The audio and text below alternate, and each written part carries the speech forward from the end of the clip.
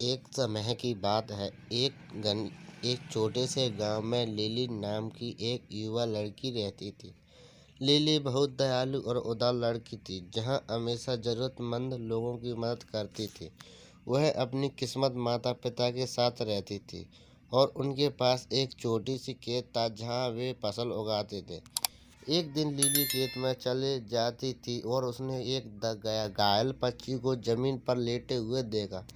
वह तुरंत पक्षी को उठाकर घर ले आई। उसने उस पक्षी को ठीक करने वापस जंगल में छोड़ दिया। अगले दिन पक्षी वापस आ गई और लिली को उसकी मेहरबानी के लिए धन्यवाद किया। उस पक्षी ने लिली से कहा कि मैं ही तक जादुई पक्षी हूँ। मैं तुम्हें तुम्हारी इस मेहरबानी के लिए एक इनाम देना चाहती हूँ। लिली के मन में लालच जाग और लिली ने किसी भी वस्तु को छुई उसे सोना बन जाए का इच्छा जताने लगी। पक्षी ने एक उसकी इच्छा पूरी की और हर चीज़ जो वह छूती थी सोने की होने लगी।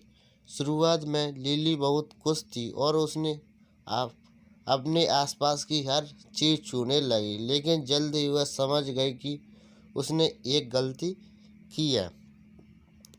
एक दिन जब लिली अपने छोटे भाई के साथ खेल रही थी तो उसने उसे छू लिया और सोने का रूप दे दिया। वह देखकर वह बहुत दुखी हुई और समझ गई कि उसने लालच में आकर गलत इच्छा मांग ली।